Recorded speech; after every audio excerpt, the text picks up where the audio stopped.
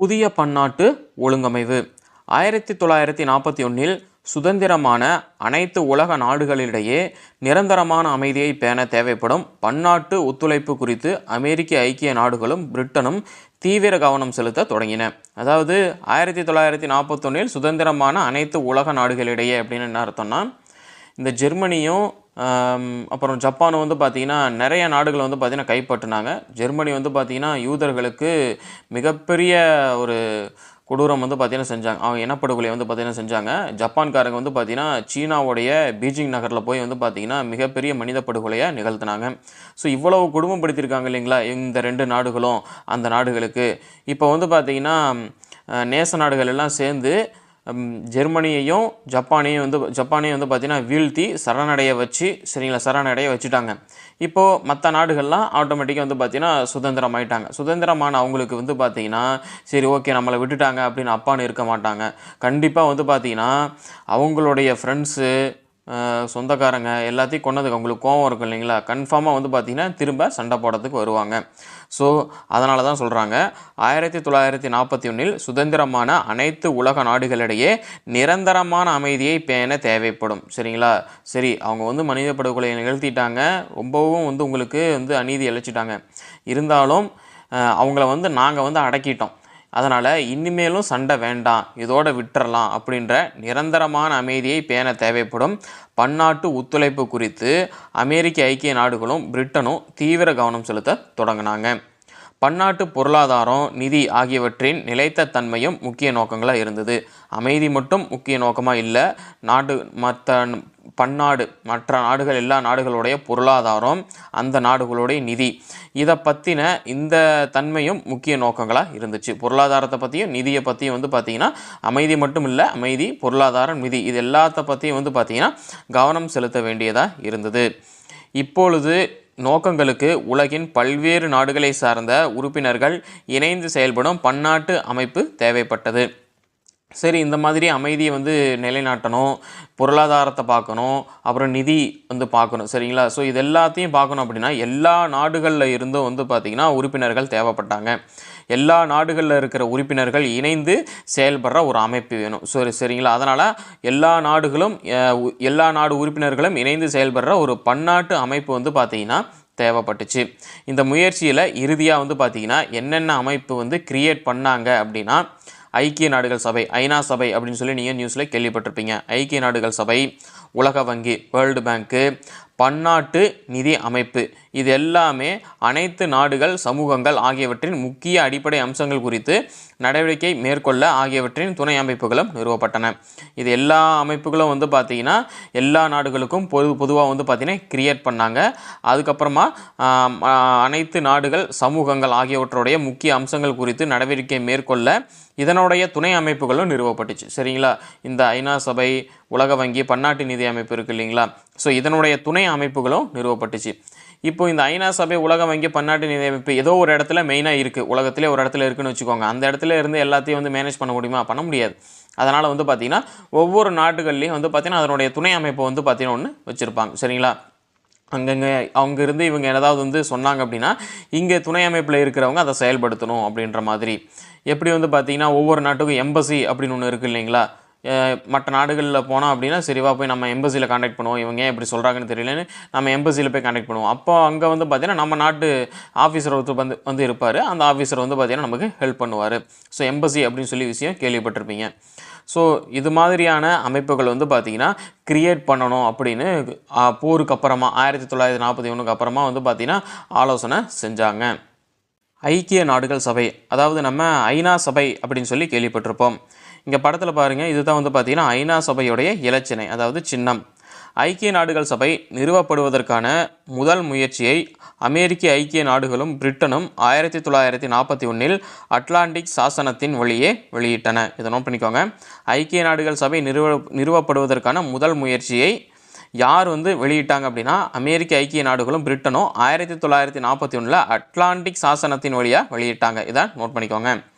ஐக்கிய நாடுகள் சபையின் பிரகடனம் 1942 புத்தாண்டு தினத்தன்று அச்சு நாடுகளுக்கு எதிராக. அப்போது இந்த ஐக்கிய நாடுகள் சபையுடைய பிரகடனம் எப்போ வெளியிடப்பட்டது அப்படின்னா 1942 புத்தாண்டு தினத்தன்று அப்படின்னு கொடுத்துட்டாங்க. அப்போ புத்தாண்டு அப்படின்னு சொன்ன உடனே நமக்கு ஜனவரி 1 அப்போ 1942 ஜனவரி 1 வந்து பார்த்திங்கன்னா அச்சு நாடுகளுக்கு எதிராக, அதாவது அச்சு நாடுகள்னால் என்னென்னா ஜெர்மனி, இத்தாலி, ஜப்பான் இந்த 3 நாடுகளுக்கு எதிராக போர் செய்து வந்த 24 நாடுகளால் ஏற்றுக்கொள்ளப்பட்டது. சரிங்களா, அந்த நேச நாடுகளால் ஏற்றுக்கொள்ளப்பட்டது. மொத்தம் நேச நாடுகளில் 26 நாடுகள் இருந்திருக்கு. இந்த 26 நாடுகளில் இருக்கிறவங்களும் வந்து பார்த்திங்கன்னா இந்த ஐநா சபையோடைய அந்த பிரகடனம் இருக்குது இல்லைங்களா, அதை வந்து பார்த்திங்கன்னா ஏற்றுக்கிட்டாங்க. சரிங்களா, ஸோ அந்த நாடுகள் எந்த நாடுகள்னால் மொத்தம் 26 நாடுகள். ஐக்கிய நாடுகள் சபையின் சாசனத்தில் 1945 ஜூன் 26 51 நாடுகள் வந்து பார்த்திங்கன்னா கையெழுத்திட்டாங்க. ஐக்கிய நாடுகள் சபையோடைய சாசனம் அப்படின்னு என்ன, அவங்களுடைய சில விதிமுறைகள்லாம் இருக்கும்ல, இந்த விதிமுறைகளுக்கு மீறி நாங்கள் வந்து பார்த்திங்கன்னா எதுவுமே செய்ய மாட்டோம் அப்படின்னு சொல்லி அந்த விதிமுறையில் அந்த சாசனத்தில் வந்து பார்த்திங்கன்னா மொத்தம் 51 நாடுகள் கையெழுத்திட்டிருக்காங்க. எப்போனா 1945 ஜூன் 26 சரிங்களா, இதை நோட் பண்ணிக்கோங்க. ஐக்கிய நாடுகள் சபையின் சாசனத்தில் கையெழுத்து மொத்தம் 1945 மொத்தம் எத்தனை நாடுகள் கையெழுத்திட்டன அப்படின்னு கேள்வி கேட்டாங்கன்னா முதல்ல 51 நாடுகள் தான் வந்து பார்த்திங்கன்னா கையெழுத்திட்டாங்க. இது 1945 ஜூன் 26 வந்து பார்த்திங்கன்னா கையெழுத்திட்டிருக்காங்க. இந்தியா வந்து பார்த்திங்கன்னா அந்த லிஸ்ட்டில் இல்லை, 51 நாடுகள் லிஸ்ட்டில் இல்லை. ஏன்னா அப்போ இந்தியா வந்து பார்த்திங்கன்னா சுதந்திர நாடாக இல்லை. பிரிட்டிஷ்காரங்க வந்து பார்த்திங்கன்னா நம்மளை இது பண்ணி வச்சுருந்தாங்க. இந்தியா அப்போது சுதந்திர நாடாக இல்லை என்பதால் சாசனத்தில் கையெழுத்திடவில்லை. தற்போது ஐக்கிய நாடுகள் சபை 193 உறுப்பு நாடுகளை கொண்டுள்ளது. அதாவது 1945 கையெழுத்திடும் போது மொத்தம் 51 நாடுகள் தான் இருந்தது. இப்போ வந்து பார்த்திங்கன்னா மொத்தம் 193 நாடுகள் வந்து பார்த்திங்கன்னா கையெழுத்திட்டிருக்காங்க. ஒவ்வொரு நாடும் சிறியதோ அல்லது பெரியதோ ஐக்கிய நாடுகள் சபையில் சமமான வாக்குகளை பெற்றுள்ளது. அதாவது பெரிய நாடோ சின்ன நாடோ, வல்லரசு நாடோ இல்லை ஏழை நாடோ, அதெல்லாம் முக்கியம் கிடையாது. அங்கே எல்லாத்தோடைய பேச்சுக்கும் சமமான உரிமை வழங்கப்படுது. இப்போ ஒருத்தர் எந்திரிச்சு பேசுகிறார் அப்படின்னா அவருக்கும் சமமான உரிமை தான். இன்னொரு பெரிய நாடுகாரர் எடுத்து பேசுகிறாருன்னா அவருக்கும் அதே உரிமை தான். எந்திரிச்சு பேசுகிறாருன்னா அவருக்கும் அதே உரிமை தான். அவர் சொல்கிறத கேட்குறாங்க அப்படின்னா இவர் சொல்கிறதையும் வந்து பார்த்திங்கன்னா ஒரு கன்சர்னாக கன்ஃபார்மாக எடுத்துக்குவாங்க அப்படிங்கிறது தான் இதில் சொல்கிறாங்க. ஒவ்வொரு நாடும் சிறியதோ பெரியதோ சரிங்களா, ஐக்கிய நாடுகள் சபையில் எல்லாருமே சமம் அப்படின்னு சொல்கிறாங்க. சரி, இப்போ எல்லா நாடுகளும் சமம்னு சொல்லிட்டாங்க இல்லைங்களா. இப்போ இந்த ஐக்கிய நாடுகள் சபையோடைய உறுதிமொழி என்ன அப்படின்னு பார்க்கலாம். இப்போ எல்லா நாடுகளுமே இந்த சாசனத்துக்கு கீழே வந்து நாங்கள் சைன் பண்ணுறோம், இந்த ரூல்ஸுக்கு உட்பட்டு நாங்கள் சைன் பண்ணுறோம் அப்படின்னு சொல்லிட்டாங்க இல்லைங்களா. ஸோ சைன் பண்ணிட்டாங்க. இவங்க என்ன உறுதிமொழி எடுத்திருக்காங்க அப்படிங்கிறத இங்கே பாக்ஸ் பண்ணி கொடுத்துருக்காங்க பாருங்கள். என்ன உறுதிமொழி எடுத்திருக்காங்கன்னா, ஐக்கிய நாடுகள் சபையின் மக்களாகிய நாங்கள் எதிர்கால சந்ததியினரை போரின் துயரங்களிலிருந்து காப்போம் என உறுதி கூறுகிறோம்னு சொல்கிறாங்க. சரிங்களா, ஸோ தேவையில்லாமல் வந்து பார்த்திங்கன்னா நாங்கள் வந்து இன்னொரு நாடு மேலே போர் செய்ய மாட்டோம். போர் செஞ்சோம் அப்படின்னா ஒருவேளை நாங்கள் தோத்துட்டோன்னா எங்கள் மக்கள் தான் வந்து பார்த்திங்கன்னா துயரப்படுவாங்க. அதனால் வந்து பார்த்திங்கன்னா எங்களுடைய மக்களை போரின் துயரங்களிலிருந்து காப்போம் அப்படின்னு உறுதிகிறோம்னு சொல்கிறாங்க. அது நம்முடைய வாழ்நாளில் இருமுறை மனித குலத்திற்கு சொல்ல முடியாத துயரங்களை கொண்டு வந்துள்ளது. இந்த போர் நம்மளுடைய வாழ்நாளில் இருமுறைன்னு எதை சொல்கிறாங்கன்னா, நிறைய போர்கள் வந்தது, ஆனால் ரொம்பவும் துயரத்தை கொண்டு வந்த போர்னா முதல் உலகப்போர், 2ஆம் உலகப்போர் தான். அதனால தான் அதுக்கு வந்து பார்த்திங்கன்னா உலகப்போர் அப்படின்னு பேர். இந்த உலகப்போர் நம்மளுடைய வாழ்நாளில் இருமுறை மனித குலத்திற்கு சொல்ல முடியாத துயரங்களை வந்து கொண்டு வந்திருக்கு. மேலும் அடிப்படை மனித உரிமைகள், மனித பண்புகளை பெற்றுள்ள தனிநபர்களின் கண்ணியம், மதிப்பு, ஆணுக்கும் பெண்ணுக்கும், சிறிய நாட்டிற்கும் பெரிய நாட்டிற்கும் சம உரிமை ஆகியவற்றின் மீதான நம்பிக்கையை மீண்டும் உறுதி செய்வோம்னு சொல்கிறாங்க. சரிங்களா, ஸோ போரில் வந்து போர் செய்யாமல் இருக்கிறது அப்படிங்கிறத விட்டுட்டு மேலும் வேறு என்னென்ன சொல்கிறாங்க, அடிப்படை மனித உரிமைகள். இப்போ ஒரு நாட்டில் ஒரு குடிமகன் இருக்கான் அப்படின்னா அவனுக்குன்ற உரிமைகள் வந்து பார்த்திங்கன்னா என்றைக்குமே மறுக்கப்படாது. சரிங்களா, அவனை யாருமே வந்து பார்த்திங்கன்னா தேவையில்லாமல் டிஸ்டர்ப் பண்ணிட முடியாது. இப்போ ஒருத்தர் போயிட்டு இருக்காரு, தேவையில்லாமல் இவர் அவதூறாக ஒரு கெட்ட வார்த்தையில் கூட பேசுகிறாருன்னு வச்சுக்கோங்களேன், இவர் கேஸ் போடலாம், இவர் என்னை கெட்ட வார்த்தையில் திட்டாரு அப்படின்னு. அந்தளவுக்கு உரிமை இருக்குது. ஏன்னா தேவையில்லாமல் யாரையும் வந்து பார்த்தீங்கன்னா திட்டக்கூடாது, டிஸ்டர்ப் பண்ணக்கூடாது அப்படிங்கிறது அந்த அடிப்படை மனித உரிமைகள் அப்படிங்கிறது. அப்புறம் அவருக்குன்னு கிரியேட் பண்ணி வச்சுருப்பார் இல்லைங்களா ஒரு இடம், ஒரு ஸ்பேஸு, அந்த ஸ்பேஸ்க்குள்ளே தேவையில்லாமல் யாரும் வரக்கூடாது. அதுவும் வந்து பார்த்திங்கன்னா அது அவருடைய அடிப்படை உரிமையில் தான் வந்து பார்த்திங்கன்னா வரும். ஏன்னா அந்த ஸ்பேஸ் அப்படிங்கிறது அவருடைய உழைப்பு. அப்புறம் அடிப்படை மனித உரிமைகள், மனித பண்புகளை பெற்றுள்ள தனிநபருடைய கண்ணியம். சரிங்களா? ஸோ இதுவும் வந்து பார்த்திங்கன்னா அதனுடைய செல்ஃப் ரெஸ்பெக்டில் வரும். தனிநபருடைய கண்ணியம் அப்படிங்கிறது இந்த செல்ஃப் ரெஸ்பெக்ட் அப்படின்னு சொல்லுவாங்க இல்லைங்களா? ஸோ அதுதான் வந்து பார்த்திங்கன்னா தனிநபர்களுடைய கண்ணியத்தில் வரும். அப்புறம் மதிப்பு, ஒவ்வொருத்தருக்கும் மரியாதை, செல்ஃப் ரெஸ்பெக்ட் அப்படிங்கிறது, மனுஷனை மதிக்கணும் அப்படிங்கிறது, ஆணுக்கும் பெண்ணுக்கும், சிறிய நாட்டிற்கும் பெரிய நாட்டிற்கும் சம உரிமைகள். அதாவது என்னென்னா ஆண் பெண் சம உரிமை, அது வந்து பார்த்திங்கன்னா ரொம்ப நாளாக வந்து இருந்த பிரச்சனை. அது வந்து இந்த ஐநா சபையில் வந்து பார்த்திங்கன்னா சொல்லியிருக்காங்க. ஆணுக்கும் பெண்ணுக்கும் சம உரிமை, சிறிய நாட்டிற்கும் பெரிய நாட்டிற்கும் சம உரிமை. இவங்க சின்ன நாடு, நாங்கள் தான் பெரிய நாடு, நாங்கள் சொல்கிறது தான் அப்படின்லாம் எதுவுமே கிடையாது. சரிங்களா? சின்ன நாடு சொன்னாலும் சரி, பெரிய நாடு சொன்னாலும் சரி, கருத்து இஸ் ஈக்குவல் டு கருத்து தான், எல்லாத்துக்குமே சம உரிமை தான் அப்படிங்கிறது தான் இந்த ஐக்கிய நாடுகள் சபையில் வந்து எல்லா நாடுகளுமே வந்து பார்த்திங்கன்னா உறுதிமொழி எடுத்திருக்காங்க. இந்த உறுதிமொழி வந்து பார்த்திங்கன்னா ஐக்கிய நாடுகள் சபையுடைய முகவுரையில் வந்து பார்த்திங்கன்னா இருக்குது. சரி, கேள்வி இப்படி கேட்கலாம், ஐக்கிய நாடுகள் சபையின் முகவுரையில் என்ன எழுதி உள்ளது அப்படின்னு கேள்வி கேட்டாங்கன்னா இந்த விஷயங்கள்லாம் எழுதணும். ஐக்கிய நாடுகள் சபையின் மக்களாகிய நாங்கள் எதிர்கால சந்ததியினரை போரின் துயரங்களிலிருந்து காப்போம் என உறுதி கூறுகிறோம். அது நம்முடைய வாழ்நாளில் இருமுறை மனித குலத்திற்கு சொல்ல முடியாத துயரங்களை கொண்டு வந்துள்ளது. மேலும் அடிப்படை மனித உரிமைகள், மனித பண்புகளை பெற்றுள்ள தனிநபர்களின் கண்ணியம், மதிப்பு, ஆணுக்கும் பெண்ணுக்கும், சிறிய நாட்டிற்கும் பெரிய நாட்டிற்கும் சம உரிமை ஆகியவற்றின் மீதான நம்பிக்கையை மீண்டும் உறுதி செய்வோம் அப்படிங்கிறது தான் ஐக்கிய நாடுகள் சபையுடைய முகவுரையில் இருக்கிறது. பொதுச்சபையும் பாதுகாப்பு அவையும், அதாவது ஐநா சபையுடைய பொது சபையும் பாதுகாப்பு அவையும் பற்றி பார்க்க போகிறோம். ஐக்கிய நாடுகள் சபை ஏறத்தாழ ஏனைய அரசுகளைப் போலவே அரசுக்குரிய சட்டம் இயற்றுதல், நிர்வகித்தல், நிதித்துறை போன்றவற்றிற்கு நிகரான அமைப்புகளோடு செயல்படுகிறது.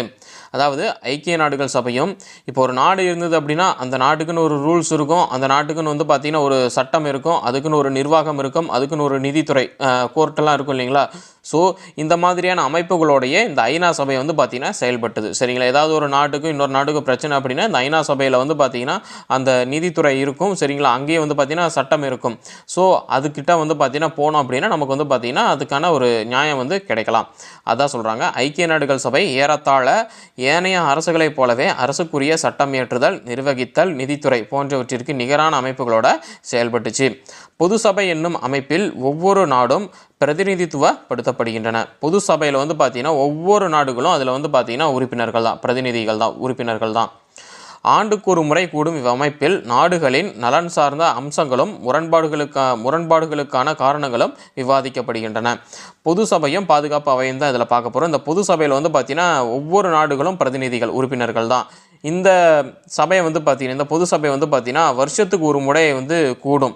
அப்படி கூடுனா அந்த அமைப்பில், அந்த அவையில் நாடுகளுடைய நலன் சார்ந்த அம்சங்களும் முரண்பாடுகளுக்கான காரணங்களும் வந்து பார்த்திங்கன்னா விவாதிக்கப்படும். அப்புறம் இன்னொன்று பாதுகாப்பு சபை வந்து என்ன அப்படின்னு பாருங்கள். பாதுகாப்பு சபையானது 15 உறுப்பினர்களை கொண்டுள்ளது. இதில் அமெரிக்க ஐக்கிய நாடுகள், பிரிட்டன், பிரான்ஸு, ரஷ்யா, சீனா ஆகிய நாடுகள் இச்சபையின் நிரந்தர உறுப்பினர்கள் ஆவர். அதாவது ஐநா சபையுடைய பாதுகாப்பு அவையில் வந்து பார்த்திங்கன்னா மொத்தம் 15 உறுப்பினர்களை கொண்டது. சரிங்களா?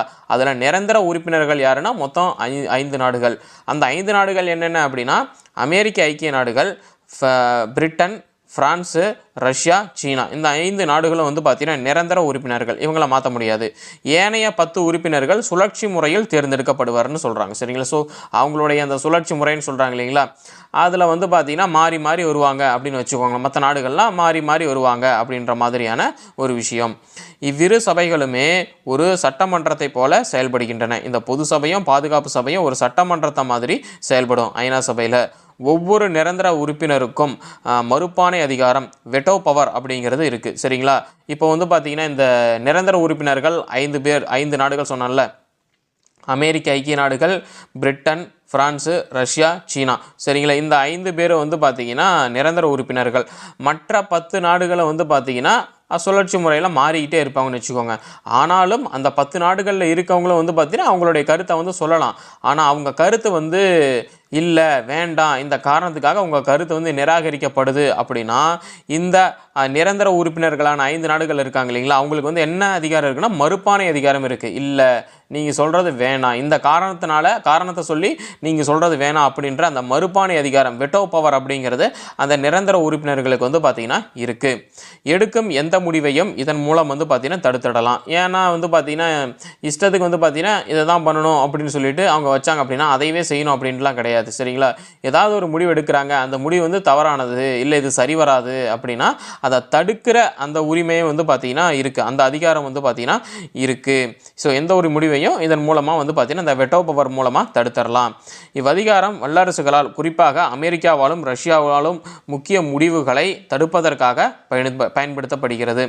அமெரிக்காவாலேயும் ரஷ்யாவாலேயும் யாராவது ஒரு கருத்து சொன்னாங்க அப்படின்னா இது வேண்டாம், இதை மாற்றி பண்ணலாம் அப்படின்ற அந்த தடுப்பதற்கான அந்த உரிமையை வந்து பார்த்திங்கன்னா இந்த வல்லரசுகளான ரஷ்யாவுக்கும் அமெரிக்காவுக்கும் வந்து பார்த்திங்கன்னா இருக்குது. இந்த அமெரிக்காவாலேயும் ரஷ்யாவாலேயும் அந்த முடிவுகளை வந்து பார்த்திங்கன்னா தடுப்பதற்காக பயன்படுத்தப்படுகிறது. மிக முக்கியமான அம்சங்களும் முரண்பாடுகளும் பாதுகாப்பு சபையில் வந்து பார்த்திங்கன்னா விவாதிக்கப்படுகிறது. ஸோ இதுதான் வந்து பார்த்திங்கன்னா ஐநா சபையில் இருக்க அந்த 2 சபை, பொது சபை, பாதுகாப்பு சபை. பொது சபை அப்படிங்கிறது எல்லா நாடுகளும் பிரதிநிதிகளாக இருப்பாங்க. அவங்க வந்து பார்த்திங்கன்னா சொல்லலாம், என்ன வேணால் கருத்துக்களை சொல்லலாம். சரிங்களா? அப்புறம் வந்து பார்த்திங்கன்னா பாதுகாப்பு அவை அப்படின்னு ஒன்று இருக்குது. அதில் வந்து 5 நாடுகள் நிரந்தர உறுப்பினர்கள், மீதி 10 நாடுகள் சுழற்சி முறையில் வந்து பார்த்திங்கன்னா அவங்க தேர்ந்தெடுப்பாங்க. இதில் வந்து பார்த்திங்கன்னா மற்ற நாடுகள் வந்து பார்த்திங்கன்னா ஒரு கருத்தை சொன்னாங்க அப்படின்னா, இல்லை இந்த கருத்து வேணாம், இந்த காரணத்துக்காக இந்த கருத்து வேணாம் அப்படின்னு, இது சரி வராது அப்படின்ற அந்த கருத்தை வந்து அந்த முடிவை வந்து தடுக்கிறதுக்கான உரிமையை வந்து பார்த்திங்கன்னா அந்த நிரந்தர உறுப்பினர்கள் இருக்காங்க இல்லைங்களா, அவங்களுக்கு வந்து பார்த்திங்கன்னா இருக்குது. நிர்வாக அமைப்பு, அதாவது ஐநா சபையுடைய நிர்வாக அமைப்பை பற்றி பார்க்க போகிறோம்.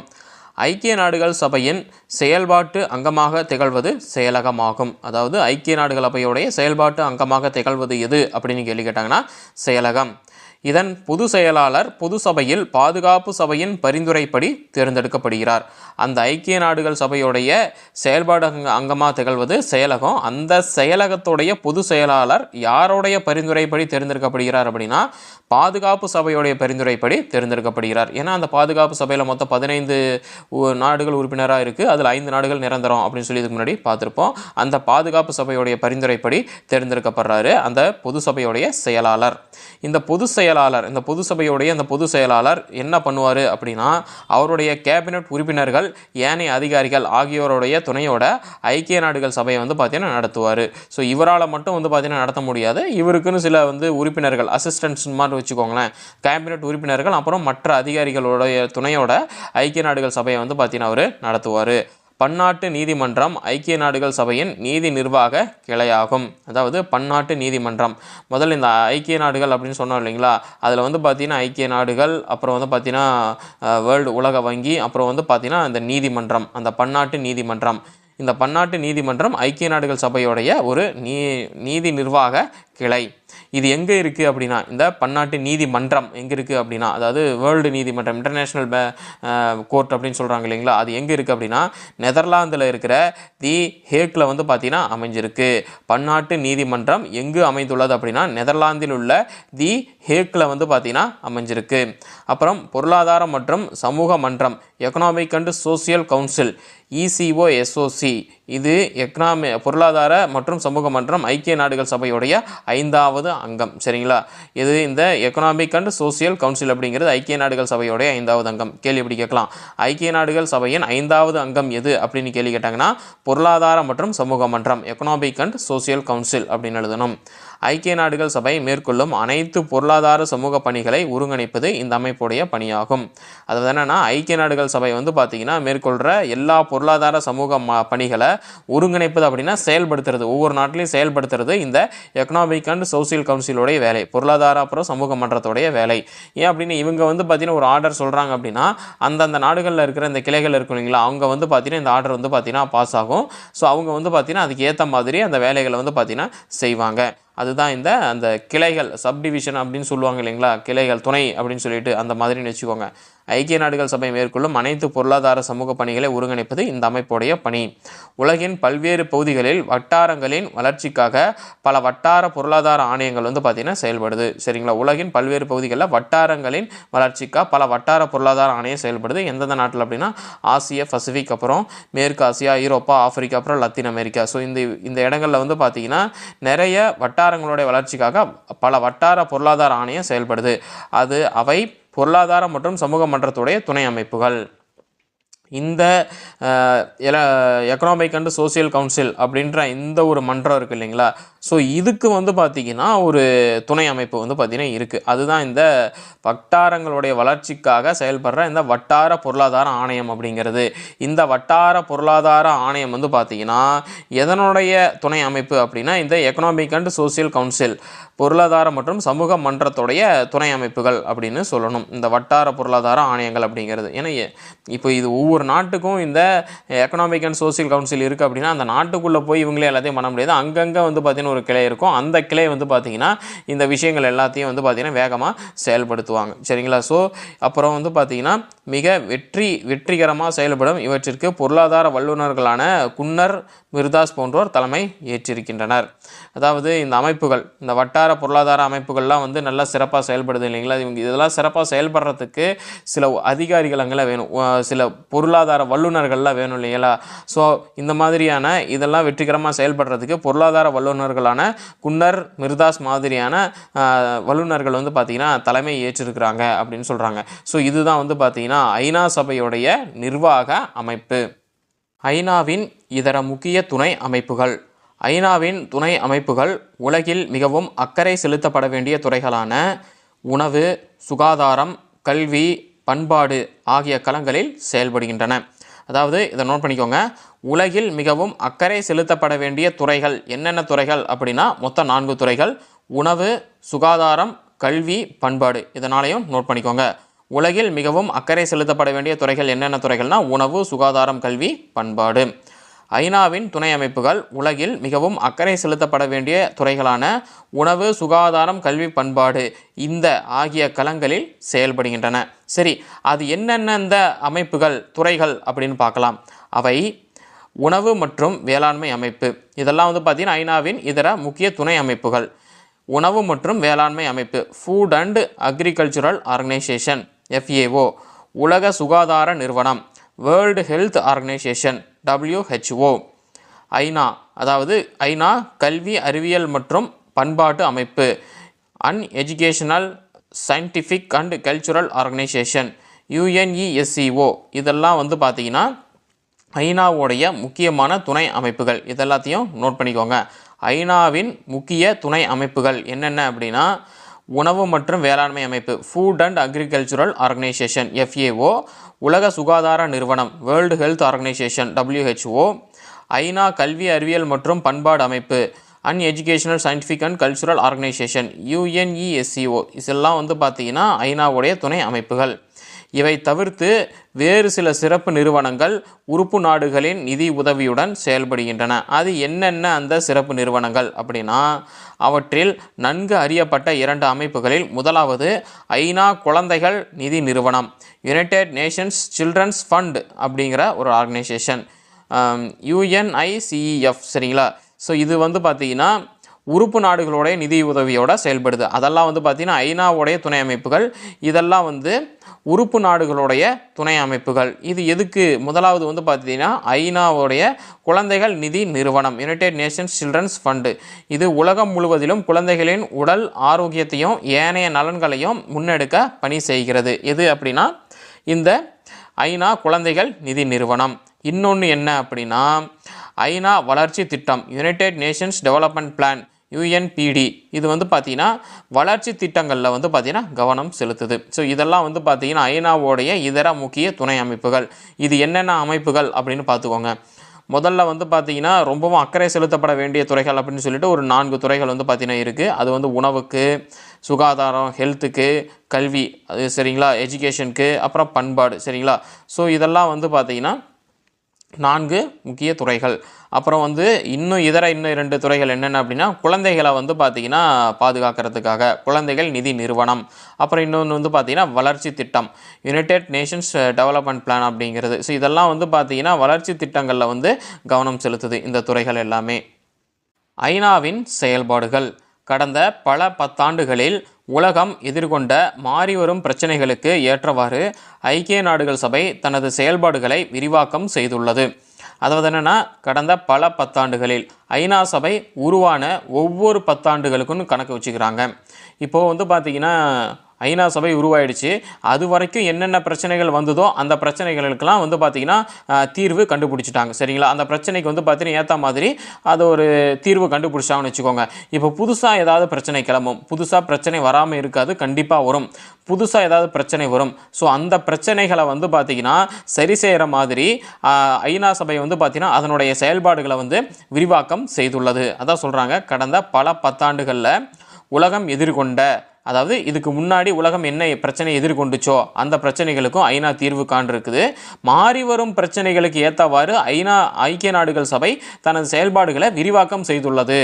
இன்னமும் ஏதாவது பிரச்சனை வந்தது அப்படின்னா அந்த பிரச்சனைகளுக்கு ஏற்ற மாதிரி வந்து பார்த்திங்கன்னா ஐநா வந்து அதுக்கு ஏற்ற மாதிரி வந்து பார்த்திங்கன்னா திட்டங்களை வகுத்து அந்த பிரச்சனைகளை வந்து சரி செஞ்சுருக்காங்க அப்படின்னு சொல்ல வராங்க. இப்போ வந்து பார்த்திங்கன்னா நம்ம ரோட்டில் போகிறோம், நடந்து போகிறோம், ரெண்டு பக்கமும் வண்டி போய்கிட்டு இருக்குது. முதல்ல நம்ம ரைட் சைடு பார்ப்போம், அப்புறம் ரோட்டுக்கு நடுவில் போய் லெஃப்ட் சைடு பார்த்துக்கிட்டே வந்து பார்த்திங்கன்னா வண்டியை கிராஸ் பண்ணுவோம். இப்போ நம்ம வண்டியவே பார்க்காம என் காலு நான் போகிறேன் நேராக போக முடியுமா? வண்டி வந்து அடிச்சிடும். வேகமாக வந்த வண்டி பிரேக் அடித்து நின்றுக்கிட்டா ஓகே, அடித்ததுன்னு என்ன வருது? அதனால் இப்போ யாராவது வந்து பார்த்திங்கன்னா அடிபட்டிருக்காங்க, சரிங்களா? அடிபட்டதை பார்த்துட்டாங்க. அப்போ என்ன சொல்லுவாங்க அந்த ஊரில்?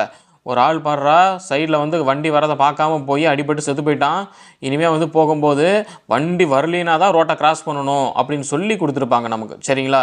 ஸோ யாருக்கோ எதுக்கோ ஒரு பிரச்சனை வந்த பிறகு தான் அதை சொல்கிறாங்க, அடிபட்டால் அவ்வளோதான் உயிர் போயிடும், அதனால் வண்டி வரலைன்னா தான் கிராஸ் பண்ணணும், வண்டி வந்து அப்படியே நின்றுட்டு இருக்கணும் அப்படி நமக்கு சின்ன வயசுலேயே ரோடை கிராஸ் பண்ணுறதுக்கு சொல்லி கொடுத்துருப்பாங்க. இந்த சிட்டியில் இந்த சமூகத்தில் எப்படி நம்ம சர்வை பண்ணணும் அப்படின்னு எது எப்படி சர்வை பண்ணணும்னு சொல்லி நமக்கு வந்து பார்த்திங்கன்னா சொல்லி கொடுத்துப்பாங்க. ஏதாவது ஒரு இடத்துக்கு போனால் நம்ம இஷ்டத்துக்கு கத்திட்டு இருக்கக்கூடாது. வீட்டில் நம்ம எப்படி வேணால் கத்தலாம், எப்படி வேணால் உருளலாம் பெறலாம். ஆனால் பொது இடத்துக்கு போனால் அப்படி பண்ண முடியுமா? பண்ணக்கூடாது. கொஞ்சம் டீசெண்டாக நீட்டாக இருக்கணும். வெளியில் போகும்போது குளிச்சுட்டு நீட்டாக ட்ரெஸ் பண்ணிட்டு போகணும். ஸோ இந்த மாதிரியான விஷயங்கள்லாம் ரூல்ஸ்லாம் இருக்குது இல்லைங்களா? ஸோ அந்த மாதிரியான ரூல்ஸ்லாம் வந்து பார்த்திங்கன்னா ஐநா வந்து விரிவுபடுத்திக்கிட்டு இருக்கு. ஏதாவது புதுசாக பிரச்சனை வந்ததுன்னா அதுக்கு ஏற்ற மாதிரி அவங்க ரூல்ஸ் போட்டு கரெக்டாக பிரச்சனையை வந்து பார்த்திங்கன்னா அந்த செயல்பாடுகளை விரிவாக்கம் செஞ்சு பிரச்சனையை சரி செஞ்சுக்கிட்டு இருக்காங்க ஒவ்வொரு 10 ஆண்டுகளுக்கும், பல 10 ஆண்டுகளில் அப்படின்னு சொல்லியிருக்காங்க. 1960களில் காலனி ஆதிக்க நீக்கம் முக்கிய பிரச்சனையாகும்.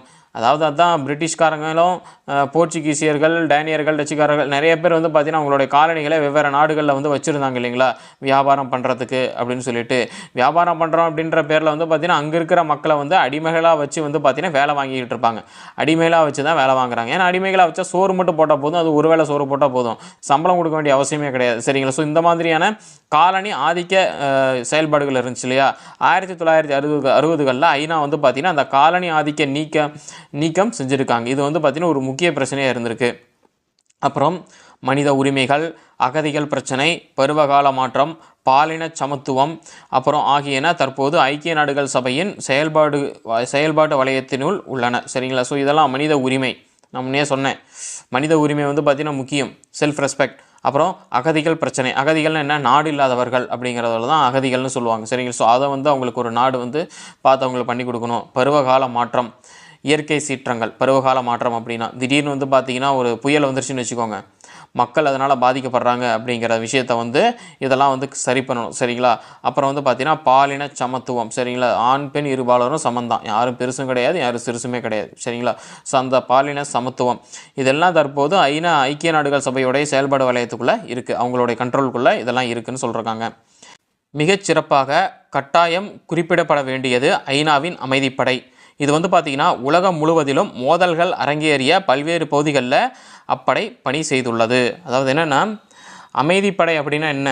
இப்போது வந்து பார்த்திங்கன்னா உலகம் முழுவதிலும் மோதல்கள் அரங்கேறிய பல்வேறு பகுதிகளில் இந்த அமைதிப்படை வந்து பார்த்திங்கன்னா பணி செய்துள்ளது அப்படின்னு சொல்கிறாங்க. மிகச்சிறப்பாக கட்டாயம் குறிப்பிடப்பட வேண்டியது இந்த அமைதிப்படையை, ஐநாவுடைய அமைதிப்படையை. போர்கள் அரங்கேறிய இடங்களுக்கு இல்லைங்களா, அந்த இடங்களில் வந்து பார்த்திங்கன்னா முக்கியமாக பணி செய்துள்ளது அப்படின்ட்டுருக்காங்க. அதன் முக்கிய பகுதியாக உள்ள இந்திய இராணுவம் உலகின் பல்வேறு பகுதிகளில் பணியமர்த்தப்பட்டுள்ளது. இந்த அமைதிப்படையுடைய முக்கிய பகுதியாக இருக்கிறது எது அப்படின்னா இந்திய இராணுவம். அமைதிப்படையின் முக்கிய பகுதியாக உள்ளது எது அப்படின்னு கேள்வி கேட்டாங்கன்னா இந்திய இராணுவம். இந்திய இராணுவம் வந்து பார்த்திங்கன்னா உலகோடைய பல்வேறு பகுதிகளில் பணியமர்த்தப்பட்டிருக்குது. இதுதான் வந்து பார்த்திங்கன்னா ஐநாவுடைய செயல்பாடுகள். உலக வங்கி, வேர்ல்டு பேங்க், பிரெட்டன் வுட்ஸ் இரட்டையர்கள் என குறிக்கப்படும் உலக வங்கி, பன்னாட்டு நிதி அமைப்பு ஆகிய இரண்டும் 1944இல் நடைபெற்ற பிரெட்டன் வுட்ஸ் மாநாட்டிற்கு பின் 1945இல் நிறுவப்பட்டன.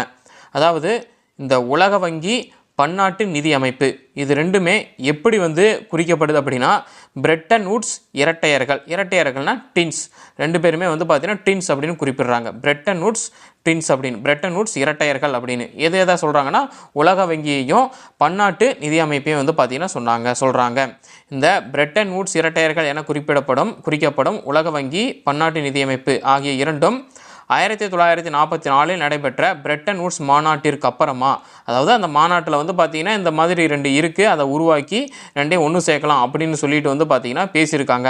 அதுக்கப்புறமா 1945 வந்து பார்த்திங்கன்னா நிறுவப்பட்டிருக்குது.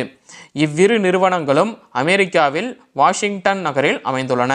இந்த உலக வங்கியும் பன்னாட்டு நிதியமைப்பும் எங்கே அமைந்துள்ளது அப்படின்னா, அமெரிக்காவில் வாஷிங்டனில் வந்து பார்த்திங்கன்னா அமைஞ்சிருக்கு. சரி, இப்போ இந்த உலக வங்கியையும் பன்னாட்டு நிதியமைப்பையும் எப்போ வந்து பார்த்திங்கன்னா நிறுவப்பட்டதுன்னா 1945 வந்து பார்த்திங்கன்னா நிறுவப்பட்டது. இந்த உலக வங்கி, பன்னாட்டு நிதியமைப்பு இது ரெண்டையும் நிறுவலாம் அப்படின்ற அந்த ஒரு ஆலோசனை கூட்டம் எப்போ நடந்தது அப்படின்னா 1944 வந்து பார்த்திங்கன்னா நடந்தது. எந்த இடத்துல நடந்தது அப்படின்னா, பிரெட்டன் வூட்ஸ் மாநாட்டில் வந்து பார்த்திங்கன்னா நடந்தது. இந்த பிரெட்டன் வூட்ஸ் மாநாடு எப்பொழுது நடந்தது அப்படின்னா 1944 வந்து பார்த்திங்கன்னா நடந்தது. இது எல்லாத்தையும் நோட் பண்ணிக்கோங்க. இரண்டுமே சம எண்ணிக்கையிலான உறுப்பினர்களை கொண்டுள்ளன. எந்த ரெண்டும், இந்த உலக வங்கியும் பன்னாட்டு நிதியமைப்பும் சம எண்ணிக்கையிலான உறுப்பினர்களை வந்து பார்த்திங்கன்னா கொண்டிருக்கு. ஏனெனில் ஒரு நாடு பன்னாட்டு நிதியமைப்பில் உறுப்பினர் ஆகாமல் உலக வங்கியில் உறுப்பினராக முடியாது. ஏன்னா சம எண்ணிக்கையில் உறுப்பினர்களாக இருக்காங்க அப்படின்னா, இந்த ரெண்டில் இப்போது நீங்கள் பன்னாட்டு நிதியமைப்பில் உறுப்பினர் ஆனால் தான் உங்களால் உலக வங்கியில் உறுப்பினராக முடியும்.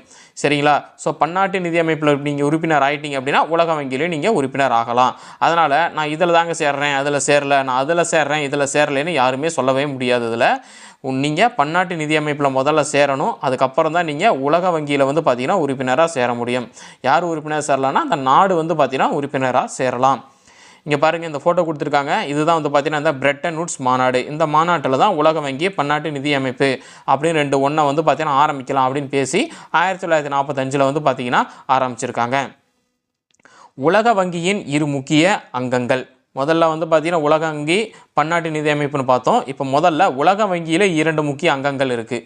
அது என்னென்ன அந்த 2 அங்கங்கள் அப்படின்னா, புனரமைப்பு மற்றும் வளர்ச்சிக்கான பன்னாட்டு வங்கி, international bank for reconstruction and development, IBRD. இது வந்து பார்த்திங்கன்னா புனரமைப்பு அப்புறம் வளர்ச்சிக்கான பன்னாட்டு வங்கி.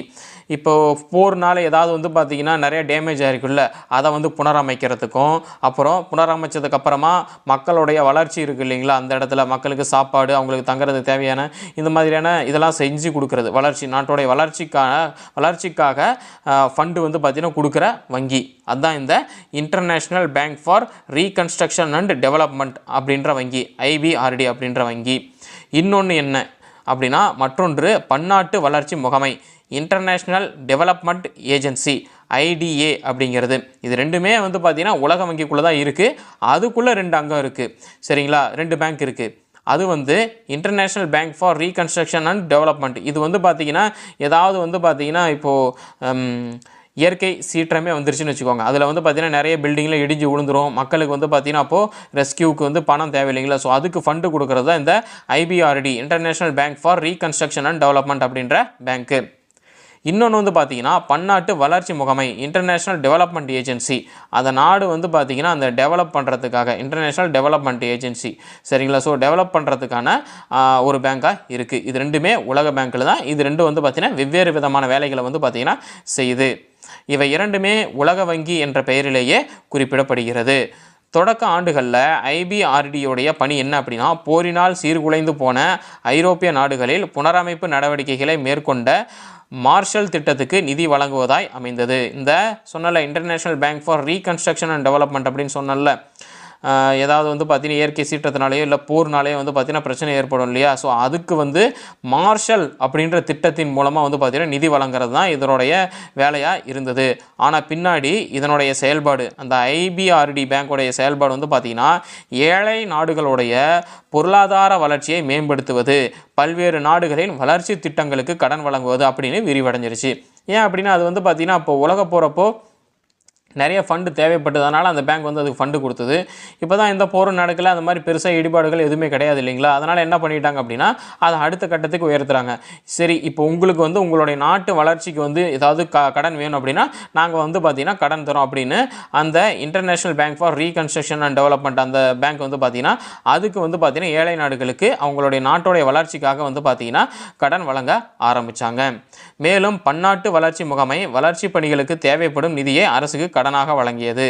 இன்னொன்று வந்து பார்த்திங்கன்னா பன்னாட்டு வளர்ச்சி முகமை, சரிங்களா? பன்னாட்டு வளர்ச்சி முகமை இன்னொரு பேங்க் வந்து பார்த்திங்கன்னா என்ன பண்ணுது அப்படின்னா நாட்டுக்கு தேவைப்படுற மேலும் பன்னாட்டு வளர்ச்சி முகமை வளர்ச்சி பணிகளுக்கு தேவைப்படும் நிதியை வந்து பார்த்திங்கன்னா அரசுக்கு கடனாக வழங்குச்சு. அவங்களுடைய நாட்டோடைய வளர்ச்சி பணிகளுக்கு தேவையான கடனை வந்து பார்த்திங்கன்னா வழங்குது அப்படின்னு சொல்கிறாங்க. மிக குறைந்த வட்டிக்கு 50 ஆண்டு கால அளவிற்கு வழங்கப்பட்ட இக்கடன் மென்கடன் சாஃப்ட் லோன்ஸ் அப்படின்னு அழைக்கப்படுது. இதுக்கு வந்து பார்த்திங்கன்னா கடன் வாங்குறாங்க இல்லைங்களா, வேர்ல்டு பேங்க்லாம் கடன் வாங்கியிருக்காங்கல்ல, அதுக்கெலாம் வந்து பார்த்திங்கன்னா ரொம்பவும் குறைஞ்ச வட்டின்னு சொல்லியிருக்காங்க. எவ்வளோ வட்டின்னு இதில் போடல. ஸோ 50 ஆண்டுகால அளவிற்கு வழங்கப்பட்ட இந்த கடன் மென்கடன்கள் சாஃப்ட் லோன்ஸ் அப்படின்னு அழைக்கப்படுது. பன்னாட்டு நிதி வாரியம் இன்டர்நேஷ்னல் ஃபினான்ஸ் கார்ப்பரேஷன் ஐஎஃப்சி என்னும் மற்றொரு அமைப்பு வளரும் நாடுகளில் உள்ள தனியார் நிறுவனங்களுடன் செயல்படுகிறது. இந்த இன்டர்நேஷ்னல் ஃபினான்ஸ் கார்ப்பரேஷன் அப்படிங்கிறது வளரும் நாடுகளில் உள்ள தனியார் நிறுவனங்களோட சேர்ந்து செயல்படுதுன்னு சொல்கிறாங்க. இதை நோட் பண்ணிக்கோங்க. எந்த பேங்க் வந்து வளரும் நாடுகளில் உள்ள தனியார் நிறுவனங்களுடன் சேர்ந்து செயல்படுகிறதுனா இன்டர்நேஷ்னல் ஃபினான்ஸ் கார்ப்பரேஷன் ஐஎஃப்சி அப்படின்ற பேங்க்கு என்னும் வாரியம். அண்மை காலங்களில் இவ்வங்கி 1000 மடங்கு வளர்ச்சி இலக்குகளை அடையும் சாதனைகளுக்கான ஊக்குவிப்பை வழங்குகிறது. அது என்ன மாதிரியான சாதனைகளுக்கான ஊக்குவிப்பை வந்து இந்த பேங்க் வந்து வழங்குது அப்படின்னு பாருங்கள். மக்களின் வாழ்க்கை தரத்தை உயர்த்துதல், கல்லாமையை இல்லாமலாக்குவது, பெண்களை வலிமையுள்ளவர்களாக ஆக்குதல், தாய்சேய் நல மேம்பாடு, சூழலியல் மேம்பாடு, எய்ட்ஸ் ஒழிப்பு, இவை தான் ஆகியவையே இதன் வளர்ச்சி இலக்குகளாகும். அதாவது இந்த இன்டர்நேஷ்னல் ஃபினான்ஸ் அதாவது பன்னாட்டு நிதி வாரியம் அதோடைய இலக்கு என்ன அப்படின்னு சொல்கிறாங்கன்னா மக்களுடைய வாழ்க்கை தரத்தை வந்து உயர்த்துறது, கல்லாமையை இல்லாமாக்குவது, படிப்பறிவை இல்லாமல் ஆக்கணும், சரிங்களா? எல்லாருமே படிச்சிருக்கணும் அப்படிங்கிறது தான் அவங்களோட இலக்கம். பெண்களை வலிமை உள்ளவர்களாக ஆக்குதல், தாய்சேய் நல மேம்பாடு, தாயும் குழந்தைகளுடைய நலம் மேம்பாடு, சூழலியல் மேம்பாடு, எய்ட்ஸ் ஒழிப்பு, இதெல்லாம் தான் வந்து பார்த்திங்கன்னா இந்த பன்னாட்டு நிதி வாரியத்தோடைய இலக்குகளாக இருக்குது. ஸோ இதுதான் வந்து பார்த்திங்கன்னா வேர்ல்டு பேங்க் உலக வங்கி அப்படின்னு சொல்லி நீங்கள் கேள்விப்பட்டிருப்பீங்க. ஸோ உலக வங்கியை பற்றின டீட்டெயில் வந்து பார்த்திங்கன்னா இதில் கொஞ்சம் ஷார்ட்டாக கொடுத்துருக்காங்க. பன்னாட்டு நிதியமைப்பு இன்டர்நேஷ்னல் மானிட்டரி ஃபண்டு IMF பற்றி படிக்க போகிறோம். பன்னாட்டு நிதியமைப்பானது அடிப்படையில் Harry Dexter White, John Maynard Keynes என்னும் புகழ்பெற்ற பொருளாதார நிபுணர்களின் மூளையில் உதித்த குழந்தையாகும். அப்போது இந்த இன்டர்நேஷ்னல் மானிட்டரி ஃபண்ட்ஸ் அப்படின்ற இந்த அமைப்பை உருவாக்குனவங்க யார் அப்படின்னா ஹேரி டெக்ஸ்டர் ஒயிட் அப்புறம் ஜான் மேனார்டு கெய்ன்ஸ் அப்படிங்கிறவங்க. இதை நோட் பண்ணிக்கோங்க. பன்னாட்டு நிதியமைப்பை உருவாக்கியவர்கள் யார் அப்படின்னா ஹேரி டெக்ஸ்டர் ஒயிட் அப்புறம் ஜான் மேனார்டு கெய்ன்ஸ் அப்படிங்கிறவங்க. இந்த அமைப்பு 1945 29 உறுப்பு நாடுகளை கொண்டு முறையாக தொடங்கப்பட்டது. அப்போது பன்னாட்டு நிதி அமைப்பு எப்பொழுது தொடங்கப்பட்டது அப்படின்னா 1945 வந்து பார்த்திங்கன்னா தொடங்கப்பட்டது. எத்தனை நாடுகளை உறுப்பு நாடுகளாக கொண்டு தொடங்கப்பட்டது அப்படின்னா 29 உறுப்பு நாடுகளை கொண்டு தான் இந்த பன்னாட்டு நிதியமைப்பு இன்டர்நேஷ்னல் மானிட்டரி ஃபண்ட்ஸ் அப்படின்ற அமைப்பு வந்து பார்த்திங்கன்னா தொடங்கப்பட்டது. இப்போ வந்து பார்த்திங்கன்னா 189 நாடுகள் உறுப்பு நாடுகளாக இருக்குது இந்த இன்டர்நேஷ்னல் மானிட்டரி ஃபண்ட்ஸ் அப்படின்ற இந்த அமைப்பில். அப்போது தொடங்கும்போது மொத்தம் 29 நாடுகள் தான் இருந்தது. அதுக்கப்புறமா கொஞ்சம் கொஞ்சமாக நாடுகள் சேர்ந்து இப்போ வந்து பார்த்திங்கன்னா 189 நாடுகள் உறுப்பு நாடுகளாக இருக்குது. இதனுடைய அடிப்படை நோக்கம் உலகம் முழுவதிலும் நிதி மற்றும் வளர்ச்சியின் நிலைத்த தன்மையை உறுதிப்படுத்துவதாகும். இதனுடைய அடிப்படை நோக்கம் என்னன்னு சொல்கிறாங்கன்னா உலகம் முழுவதிலையும் நிதி அப்புறம் வளர்ச்சியோடைய நிலைத்த தன்மையை உறுதிப்படுத்துறது. என்னென்னா இந்த நாட்டோடைய பொருளாதார நிலை அவங்க வந்து பார்த்திங்கன்னா எப்படி இருக்காங்க அப்படிங்கிறத உறுதிப்படுத்திக்கிறது தான் இந்த அமைப்போடைய முக்கிய நோக்கமாக சொல்கிறாங்க. இதனுடைய முக்கிய நிகழ்ச்சி நிரல் பன்னாட்டளவில் நிதி சார்ந்த ஒத்துழைப்பை மேம்படுத்துவது, பன்னாட்டு வணிகத்தையும் நாணய செலவாணியையும் உறுதியாக வைத்திருத்தல் ஆகியவையாகும். இதனுடைய முக்கிய நிகழ்ச்சி என்னென்னா பன்னாட்டளவில் நிதி சார்ந்த ஒத்துழைப்பை மேம்படுத்துவது. அதாவது என்னென்னா பன்னாட்டளவில் நிதி சார்ந்த ஒத்துழைப்பை மேம்படுத்துவது. ஏற்றுமதி இறக்குமதிக்கு டேக்ஸ் பே பண்ணுறதுக்கு காசு இல்லை அப்படின்னா இவங்க வந்து பார்த்தீங்கன்னா காசு அரேஞ்ச் பண்ணி கொடுப்பாங்க அப்படின்னு வச்சுக்கோங்களேன். பன்னாட்டு வணிகத்தையும் நாணய செலவாணியையும் உறுதியாக வைத்திருத்தல், இதெல்லாம் தான் இந்த இன்டர்நேஷ்னல் மானிட்டரி ஃபண்ட்ஸோடைய வேலை. அப்புறம் இந்த அமைப்பு பணம் செலுத்துவதில் சமநிலை பிரச்சனை, ஏனெனில் இந்நாடுகளால் தங்கள் இறக்குமதிக்கு பணம் செலுத்த முடிவதில்லை. ஸோ பணம் செலுத்துவதில் சமநிலை பிரச்சனைகளை சந்திக்கும் நாடுகளுக்கு கடன் வழங்குதல். அதான் சொன்னல, இந்த இறக்குமதிக்கு வந்து பார்த்திங்கன்னா பணம் செலுத்த முடியல அப்படின்னா கடன் கொடுக்கறது இந்த இன்டர்நேஷ்னல் மானிட்டரி ஃபண்ட்ஸோடைய வந்து பார்த்திங்கன்னா வேலை, பன்னாட்டு நிதியமைப்போடைய வேலை. அவங்களுக்கு வந்து பார்த்திங்கன்னா கடன் வழங்குவாங்க. ஆனால் இதில் ஒரு பிரச்சனை இருக்குது. என்ன பிரச்சனை இருக்குன்னா, ஆனால் கடன் வாங்கும் நாடுகள் மீது இந்த அமைப்பு வரவு செலவு திட்டங்களை சுருக்குதல், செலவுகளை சுருக்குதல் போன்ற கடுமையான நிபந்தனைகளை வந்து பார்த்திங்கன்னா சுமத்துதான். என்ன அப்படின்னா, நாங்கள் கடன் வழங்கியிருக்கோம் சரிங்களா, கடன்னா என்ன வட்டி கொடுக்கணும் இல்லைங்களா. ஸோ வட்டி கொடுக்கணும் அப்படின்னா நீங்கள் இந்த இதெல்லாம் பண்ணக்கூடாது, இதெல்லாம் நீங்கள் பண்ணீங்க அப்படின்னா நீங்கள் வட்டி கொடுக்க முடியாது, எப்படி கொடுப்பீங்க அப்படின்னு சொல்கிறாங்களாம். என்ன அதான் சொல்கிறாங்க பாருங்கள், கடன் வாங்கும் நாடுகள் மீது இந்த அமைப்பு வரவு செலவு திட்டங்களை வந்து சுருக்குது. அதாவது மக்களுக்கு ஒரு திட்டம் போடுவாங்க இல்லைங்களா, அதை வந்து சுருக்குது. இது ஏன் போடுறீங்க தேவையில்லாமல் அப்படின்னு சொல்லி, அது மக்களுக்கு வந்து பார்த்திங்கன்னா ஒரு சலுகை மாதிரி இருக்கும் அந்த திட்டம், அதெல்லாம் போடக்கூடாது அப்படின்றாங்க. அப்புறம் வந்து செலவு பண்ணும் இல்லைங்களா, ஸோ செலவை வந்து சுருக்கிறது, நீங்கள் இவ்வளோ செலவு பண்ணாதீங்க, கம்மியாக பண்ணுங்கள், எவ்வளோ தேவையில்லைன்னு சொல்கிறது. ஸோ போன்ற கடுமையான நிபந்தனைகளை வந்து பார்த்திங்கன்னா இந்த பன்னாட்டு நிதியமைப்பு வந்து பார்த்திங்கன்னா சுமத்துதுன்னு சொல்கிறாங்க. இந்த நடவடிக்கைகள் பெரும்பாலும் வளரும் நாடுகளால் விரும்பப்படுவதில்லை, ஏனெனில் மக்களுக்கு மானியம் வழங்கும் பல்வேறு திட்டங்களை கைவிட வேண்டிய சூழல் உருவாகுது. ஏன் அப்படி அதான் சொன்னல, மக்களுக்கு சலுகை வழங்க வேண்டிய சில விஷயங்களை வந்து பார்த்திங்கன்னா அந்த நாட்டால் செய்ய முடியறது கிடையாது. இதை வந்து இந்த பன்னாட்டு நிதியமைப்பு வந்து பார்த்திங்கன்னா தடுக்குது அப்படின்னு சொல்கிறாங்க.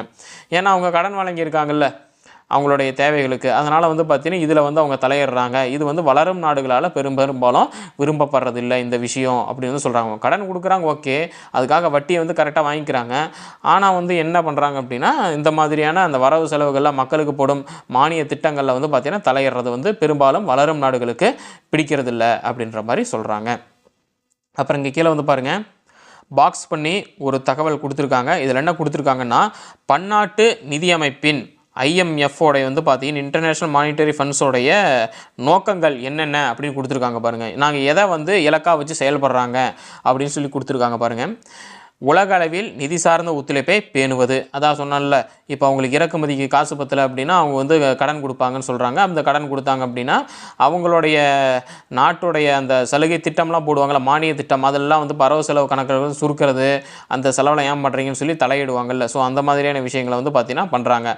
உலக அளவில் நிதி சார்ந்த ஒத்துழைப்பை பேணுவது, நிதி நிலையை உறுதியானதாக வைத்திருத்தல், பன்னாட்டு வணிகத்திற்கு வசதிகள் ஏற்படுத்தி கொடுப்பது, வேலைவாய்ப்பினை பெருக்குவது, நீட்டித்த பொருளாதார வளர்ச்சி, உலகம் முழுவதிலும் வறுமையை ஒழிப்பது அப்படிங்கிறது தான்.